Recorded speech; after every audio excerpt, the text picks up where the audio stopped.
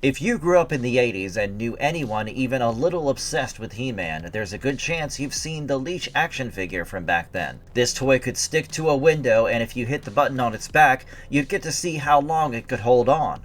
But while the sticky feature made Leech super fun to play with, his backstory is actually way darker and more interesting than just being a green blob that clings to stuff. Turns out, Leech is a magical, mind-controlled slug-man from the Lake of Gnarl, part of the Evil Horde, and a real tough guy with a life-draining power that even the strongest heroes can't handle. And just like many characters in Masters of the Universe, Leech doesn't have just one fixed origin. His story changes depending on the version, sometimes drastically. So let's break down every origin and see what this creature really is all about. Without wasting any time, let's dive into the lore. Let her go, sucker face. Not until I drain enough energy. Introducing Leech, who he is, and his toy line roots. Okay, so no matter which version of Leech you check out, some key things about him always stand out. We all know him as this big amphibian-like fellow with green or teal skin, a bulky build, and that unmistakable suction design on his hands, feet, and mouth. He doesn't look like your usual warrior. Instead, he resembles a living parasite, which is pretty much the point. He's also closely linked to the Evil Horde serving under Hordak in most of the major Masters of the Universe stories, whether it's the classic She-Ra Princess of Power, toy lore, or later comic adaptations. What really sets Leech apart isn't just his strength, but what happens when he gets close. His main ability, no matter what version, is draining energy. We're talking not just physical strength, but also stamina and power, sometimes even life force, depending on how he's portrayed. He doesn't have to overpower you, because once he grabs hold, whatever made you strong starts to disappear. That's what makes a big difference. While most villains in this universe try to overpower their foes, Leech takes the opposite approach. He makes you weaker. And if I'm being honest, that's a pretty scary idea. Even someone as strong as He-Man isn't safe from that kind of power if the story goes there. Not every version dives into that potential. In some takes, he's just a background guy rather than the main threat, but the core idea, it's always there. That's why Leech is one of those characters that fans keep coming back to, not for what he's done, but for what he could do if a story really pushed his powers to the max. Now, upon a deeper dive, Leech was more of a toy at heart than a character, and you can tell that. How? Well, you see, he first hit the market in 1985 as part of the Evil Horde wave, alongside big names like Hordak, Grizzlor, Mantena, and Modulok. The vibe of the Horde was a whole different ballgame, which is why it felt stranger, more monstrous, and less like typical bad guys. Leech was a perfect fit for that science fiction horror take. Physically, Leech stood out for being bulkier than many of the earlier Masters of the Universe figures, with a more solid overall feel. But it's not just about him being larger. It was actually the cool trick he had that attracted audiences more. And one can never forget this main thing, the suction mouthpiece. A big rubber cup connected to an air bladder inside. You just press a button on his back and it releases air, making a vacuum that lets him stick to smooth surfaces. And it actually works! His hands were designed like suction cups too, but those were hit or miss. If you really tried, you could get him to stick to glass or tile, especially if you added a bit of moisture. The downside? He's not super articulate. Because of that inner mechanism, Leech doesn't move around as much as you'd expect from action figures. He's more like a suction device with limbs, but honestly, that just adds to his quirky charm. Another interesting thing was the design process for Leech.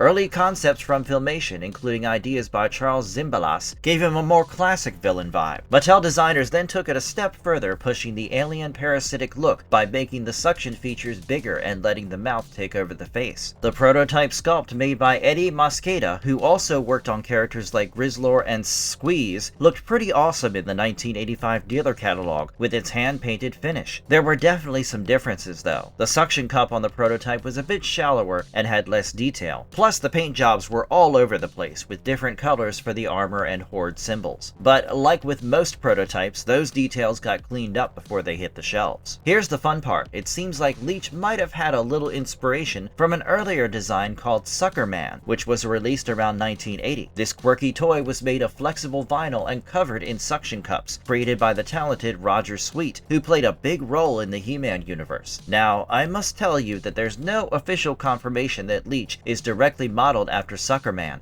but the similarities are pretty hard to miss. Both toys focus on suction play, have fun tactile features, and show how Mattel was experimenting with a core idea, just giving it a fun twist for a more playful and monster-filled fantasy line. How cool is that? There's another cool but lesser known lore about the Horde that a lot of fans might not know. Apparently, some early notes from Mattel suggested that the Horde's bat emblem was meant to be more than just a logo. It might have even been an actual creature or the force behind all the Horde monsters. Now, if this happened, how fascinating would that be? But like many early ideas, that concept didn't make it to the final toys. By the time the figures were released, the logo was just a brand symbol and not a character in the story.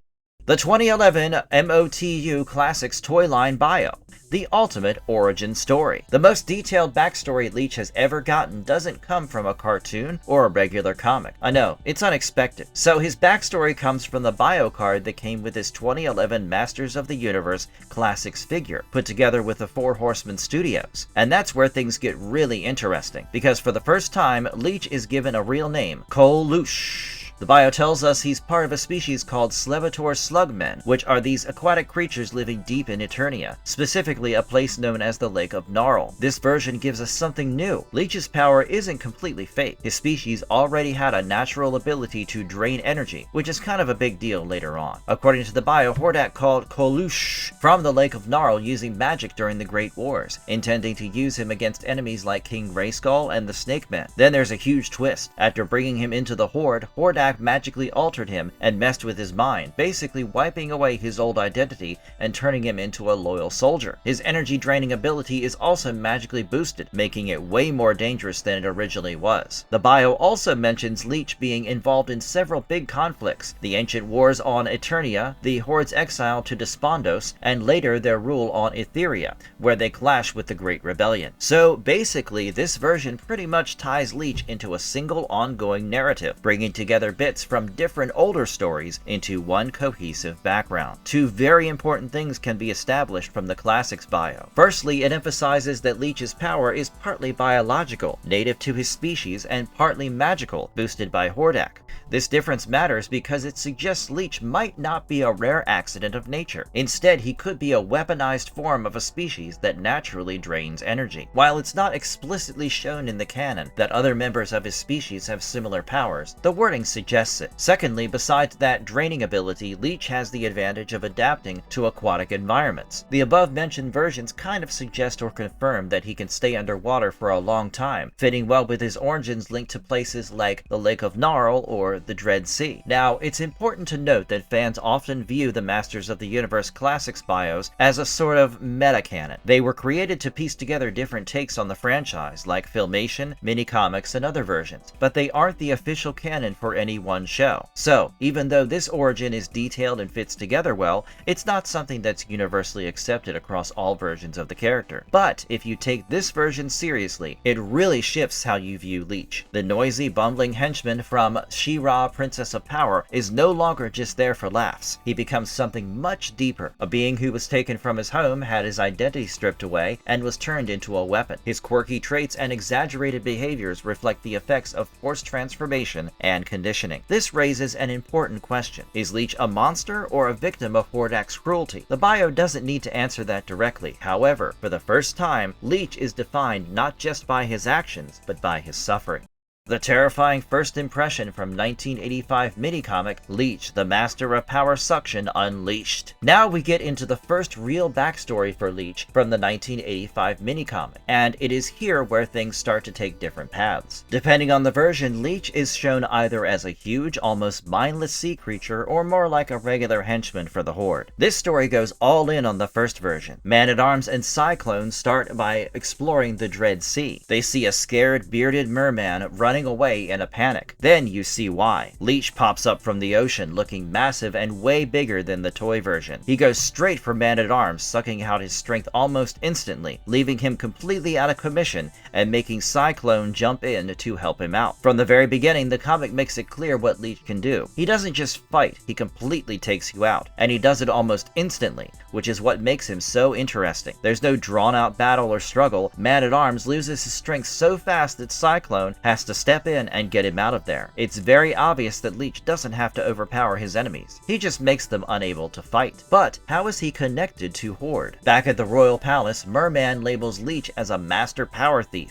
and part of the Evil Horde under Hordak. The comic also hints that the Horde is made up of ancient villains who've come back from another dimension. This was an early look at how the franchise was defining what the Horde actually was. Back at the Fright Zone, Hordak gets onto Leech for not catching Merman and sends him back out, showing that even with his monstrous look, Leech still has to follow Hordak's orders. The heroes eventually decide to use Merman as bait to lure Leech for another round. In the middle of the fight, something strange happens that nobody could have thought of. Leech not only drains people, but he also drains machines. And then the Skeletor shows up, and Leech accidentally sucks the power out of his land shark, shutting it down and forcing Skeletor to pull back. It's a rare, kind of funny moment of villain-on-villain mishap. But things heat up when Hordak steps in himself, even growing to a giant size during the battle. In the end, He-Man charges in with the Talon Fighter for a risky move that sends Hordak retreating through a portal. Leech makes it out okay, but the Talon Fighter, not so much. This raises many questions about what this version is trying to establish. There are two big things to note from this minicomic. First, Leech is shown as enormous at the beginning, portrayed as a giant sea monster. Later scenes bring him down to standard character size, which could mean that they messed up on scaling, something that happened a lot in the early minicomics, or maybe hints that he can change size, though that's never said explicitly. Second, and quite honestly, one of the coolest and often overlooked details comes from the minicomic, which is that Leech doesn't just drain living beings, because you will see him also taking down Skeletor's land shark, completely disabling it after contact. That's a big deal because it suggests his abilities can hit vehicles, technology, and possibly energy-powered or magical systems. While this is only shown once and the full potential of that power isn't explored throughout the canon, the implications are significant. And amongst all other things, Leech doesn't have any lines in this story. He's not a sneaky villain or a talkative sidekick. Instead, he feels more like a force of nature, something set loose rather than someone who is clever enough to plot crafty schemes. The minicomic might not have the best pacing or art, especially compared to other Horde stories, but it still shows us Leech clearly, not only as a henchman, but also as a massive sea monster that drains strength.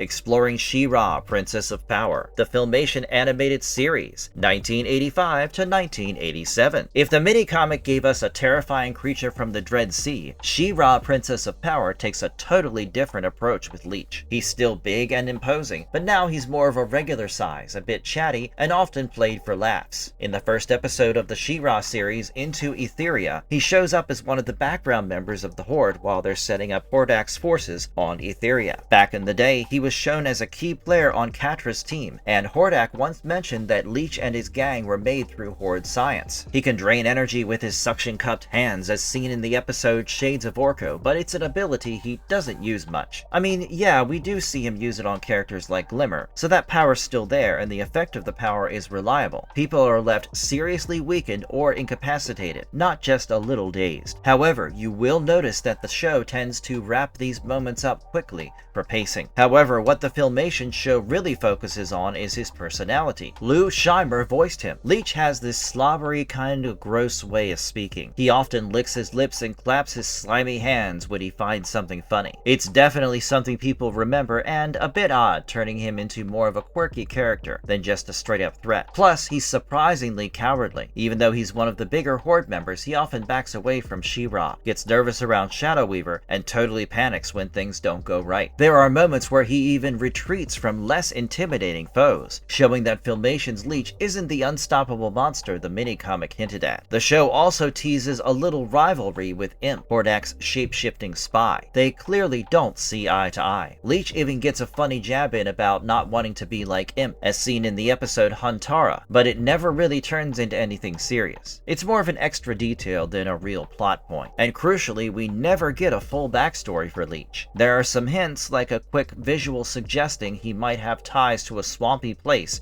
and Hordak's mention of science and magic, but nothing solid or dedicated to his origin. So, by the late 80s, you've basically got two different versions of Leech. The mini-comics and toy info show him as this huge, scary monster that Hordak unleashes, while the Filmation cartoon gives us a regular-sized, chatty dude who's mostly comic relief. And the interesting part? The franchise never really tries to merge those two versions. They just kind of coexist.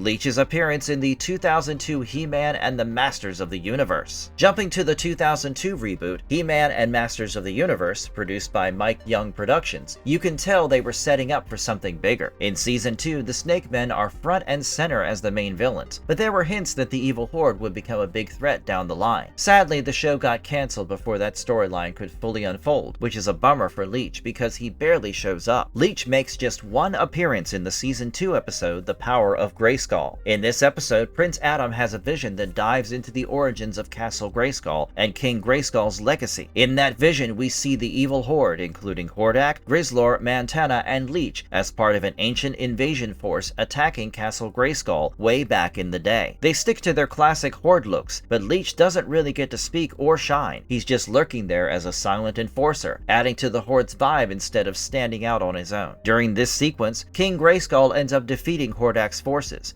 and the Horde gets banished to the dimension of Despondos, putting them away as a long-term threat to Eternia. This moment matters because it connects the Horde to the larger story of the reboot, making them more than just another group of villains. There were definitely plans to bring the Horde back in a future season after the Snake Men storyline wrapped up, with Hordak and his crew, including Leech, returning from Despondos to stir up trouble again. But since the series ended after Season 2, that arc never happened. Now, we keep talking about the Evil Horde and how Leech was a part of it, but doesn't it make you wonder how Leech actually fits into the Evil Horde? But let me set those worries aside, because Leech is more than just another monster, and he works with a team where each member brings their own unique threats. You have to know that the Evil Horde during this time was the first big group of villains in the Masters of the Universe that did not revolve around Skeletor, which really helped to level up the threats in the universe. So the main crew from the 1985 toy line, from Hordak, Leech, Mantana, Grizzlor to Modulok, were all designed with unique abilities in mind, meaning each member has a specific role they fulfill. Like Hordak is the leader, combining magic and technology with transformation skills and strategic control. Mantana is all about reconnaissance and ranged attacks, using his extendable eyes as weapons and sensory tools, though the effects of his beams can change depending on the version. Grizzlor is the muscle, strong and ready for direct confrontation. Modulok adds an experimental vibe with his body that can be reconfigured into various forms. And then there's Leech. Think of him as the squad's debuffer. Instead of taking out opponents with brute force, he drains their strength and energy through contact, making it tough for them to fight back. He weakens his targets so much that they can't defend themselves and become easy pickings for the rest of the Horde. It's a support role, but a dangerous one for sure. In the end, it feels like a missed opportunity because, the way I see it, Leech was becoming an important part of Eternia's story, similar to key characters like King Grayskull. This is significant for a character who usually stays in the background. However, the story abruptly ends. There's no return for Leech. We don't get to explore his powers further. Instead, we get a brief look into the past and a hint of something larger that never gets shown on screen, which is so unfortunate.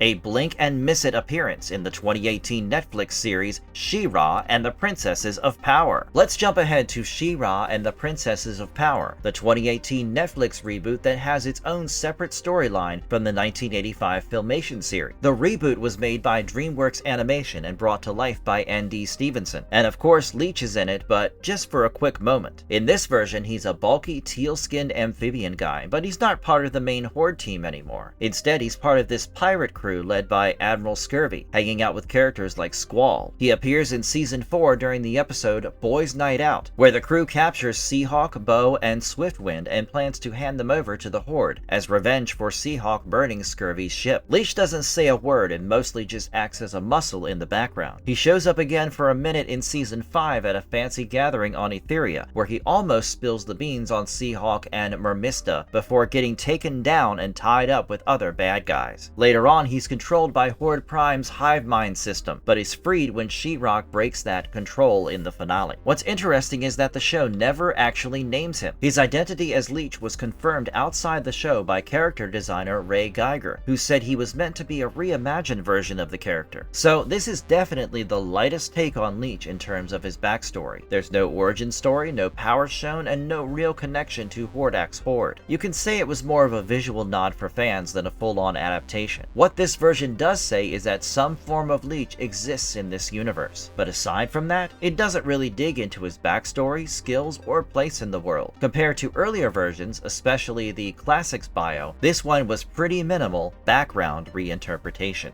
Quick cameos in Masters of the Universe Revelation, Revolution, and Dark Horse Comics 2021 through 2024. In Masters of the Universe Revelation and its sequel Masters of the Universe Revolution, Leech isn't exactly a main character, but if you keep an eye out you will definitely find him. The Revelation from Dark Horse Comics, a prequel to the franchise, dives into some flashbacks during King Grayskull's time. In those parts we get a glimpse into Skeletor's backstory and how he made a deal with Hordak the Conqueror when things were really low for him. That's when Leech appears behind Hordak as part of Hordak's crew, reinforcing the notion that the Horde, including guys like Leech, were involved in Eternia's ancient wars before they got taken down and sent away. In the animated series, Leech has a quick cameo in the 3rd episode of Revolution. You can spot him briefly among other Horde members, using his draining powers on someone who dared to threaten Hordak. It's more of a visual nod to his presence than anything else. There were no lines, zero action, and he doesn't really take center stage in the storyline.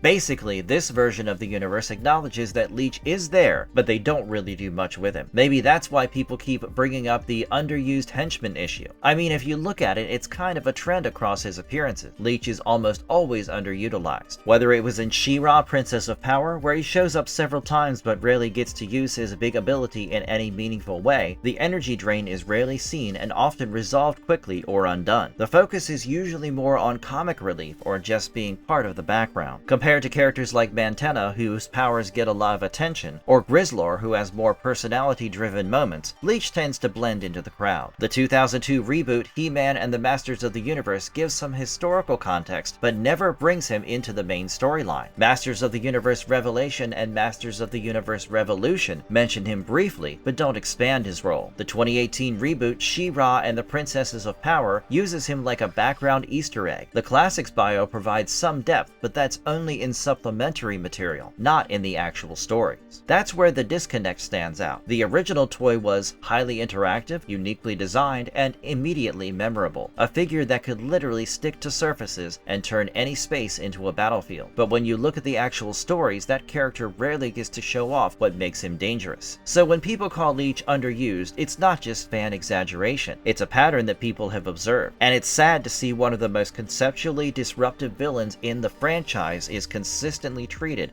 as just background muscle instead of a real strategic threat. That too in multiple continuities. So what can we conclude from Leech? All I can sum up is that somewhere between the old school Minicomics' gigantic sea monster and Filmation's drooling henchman is the version of Leech that we still haven't fully seen. A character who's both a scary presence in battle and a victim of Hordak's cruelty. Just like it was hinted in the Classics bio as well as the 2002 flashbacks place him in those epic mythic wars, the Revelation and Netflix reboot show he's still part of the brand, but his role remains unclear. That's not all. I'm still stuck in that mind wipe idea. The idea that a kid-friendly Horde toy was actually a reluctant Skeletor slug-man from the Lake of Gnarl changes how you think of the character as you grow older. If I had to choose one Horde member for a modern animated series or comic miniseries to get a real redemption or horror arc, it would be Kalush. What about you guys? When you think of Leech now, which version feels the most real? Share your thoughts in the comments section below. And do click on the like button and don't forget to share with all your fellow He-Man buddies. Until we catch you in our next video, thanks for watching.